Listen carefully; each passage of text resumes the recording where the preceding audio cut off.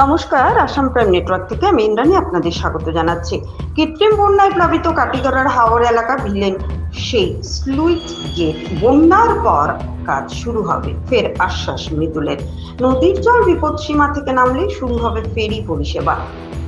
নদীর জল কমছে, যা একদিকে আশীর্বাদ হলেও অন্যদিকে রূপ নিচ্ছে অভিশাপে। নদীর জল কমায় অনেকটা স্বস্তি নেমে এসেছে জনমনে, কিন্তু বাড়ছে নিম্ন কাটিগড়া অর্থাৎ কাটিগড়ার হাওর এলাকায় জল ক্রমশ বেড়েই চলেছে, ফলে ওয়াটার ট্যাঙ্ক হয়ে আছে বৃহত্তর এই এলাকা। ভিলের সেই বিকল স্লুইস গেট প্রতি বর্ষায় নিয়ম করে কৃত্রিম বন্যায় ভাসে হাওর এলাকা। লক্ষ লক্ষ টাকার ক্ষেতের ফসল বিনষ্ট হয়, শতাধিক গবাদি পশুর অকাল বিয়োগ ঘটে, ভোগান্তি চরম সীমায় পৌঁছে।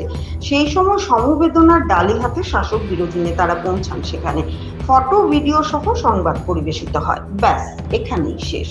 বছরের পর বছর এমনটাই চলছে, বলা যায় পক্ষকাল জুড়ে চলে ফটোশুট। কিন্তু এই কৃত্রিম বন্যার মূল কারণ সেই বিকল স্লুইস গেটের কোনো পরিবর্তন নেই। গত বর্ষায় বিকল স্লুইস গেট পরিদর্শনে এসেছিলেন জলসম্পদ মন্ত্রী পীযূষ হাজারিকা, তৎকালীন জেলা শাসক রোহন কুমার ঝা সহ ঝাঁকে ঝাঁকে নেতা পাতি নেতা সহ সরকারি আমলারা। কিন্তু আজ সেই একই ছবি। পরিবর্তনকামী সরকারের আমলে সাধ্য হয়নি এই গেট সংস্কার। সূত্র মতে এই গেট সংস্কারে 1,85,00,000 টাকার প্রপোজাল পাঠানো আজ থেকে কম করেও 6-7 পূর্বে, কিন্তু বরাক উন্নয়ন বিভাগে দায়িত্বপ্রাপ্ত মন্ত্রী কৌশিক রায় বা বরাকের মন্ত্রী বিধায়কদের সাধ্য হয়নি সেই প্রপোজাল মঞ্জুর করা নয়।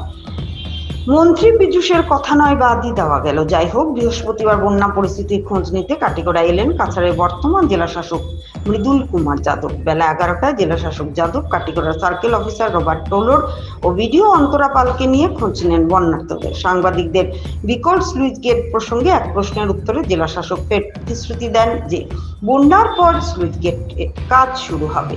ফেরি প্রসঙ্গে এক প্রশ্নের উত্তরে জেলা শাসক জানায় বরাকের জলস্তর কিছুটা কমলে ফের চালু হবে এই পরিষেবা। এদিকে জেলা শাসককে কাছে পেয়ে বন্যার্তরা জানান, সরকার ঢাকঢোল পিটিয়ে 3 মাসে রেশন দেওয়ার ঘোষণা করলেও বাস্তব চিত্র ভিন্ন। কারো ভাগ্যে জুটেছে 1 মাসের চাল, আবার কারো ভাগ্যে জুটেছে 2 মাসের। প্রয়োজনীয় ওষুধপত্র মিলছে না শিবিরে। এদিকে ন্যাশনাল ফুড সিকিউরিটি অ্যাক্ট নিয়ে যেন ছেলে খেলাই চলছে। বিক্রমপুর সমবায় সমিতির আওতাধীন হিতাধিকারীদের অভিযোগ, ডিলাররা তাদের প্রাপ্য চাল থেকে 5-10 কেজি চাল কেটে বিতরণ করে চলেছেন। এটা শুধু বিক্রমপুর নয়, সব সমবায় সমিতিরই একই হাল। সুপ্রিয় দত্তের রিপোর্ট, আসাম প্রাইম নেটওয়ার্ক। तो वाटर फॉलिंग होता है, ये कुछ स्लुइस गेट है जो कुछ साल से इनएक्टिव है। इसके बारे में लास्ट ईयर भी कमिटमेंट दिया था। लास्ट ईयर हमारा डीसी सर ने कमिटमेंट दिया था, लेकिन आज तक कोई इम्प्लीमेंट नहीं हुआ है, कोई इम्प्लीमेंट नहीं हुआ है। इसका कारण शायद स्लुइस गेट को हर साल रिपेयर किया जाता है, और रिपेयर करने के कारण ही बताया गया है कि इस साल जो है इतना भारी बारिश होने के बाद भी कम पानी हुआ है as compare to the last year, क्योंकि हमारे बहुत से स्लुइस गेट हमने ठीक कर दिए हैं। जानकारी दिया है कि कुछ स्लुइस गेट में अभी प्रॉब्लम है। हमारे मंत्री जी 10 तारीख को यहाँ पे आ रहे हैं, हमारे वाटर रिसोर्स मिनिस्टर, उनके साथ चर्चा की जाएगी और कैसे पानी कम होने के बाद कैसे उनको फिर से रिपेयर करके स्टार्ट किया जाए, इसका प्रयास किया जाए। ये तो लास्ट ईयर भी सर ऐसे ही बात किया था। लास्ट ईयर प्रपोजल एक इंजीनियर साहब ने मुझे बताया कि एक प्रपोजल लास्ट ईयर ने दिया है 1.85 करोड़ का, लेकिन आज तक कोई 85 करोड़ 1.85 करोड़। हाँ, लेकिन आज तक ये प्रपोजल भी सैंक्शन नहीं हुआ है, ये इंजीनियर साहब ने मुझे कहा। हम डिपार्टमेंट के जो लगभग अधिकारी 1 साल हो गया प्रपोजल। डिपार्टमेंट के जो अधिकारी हैं उनसे बात करेंगे। हमको जानकारी जो दी गई है ये दी गई है कि इम्प्रूवमेंट हुआ है। पिछले बार से जो स्लुइस गेट काम नहीं करते थे, वो इस बार प्रॉपरली मैकेनिकल टर्म में काम कर रहे हैं, जिसके कारण पानी जा पा रहा है यहाँ से बाहर। नहीं सर, पानी हमारा हो गया ये रिवर्स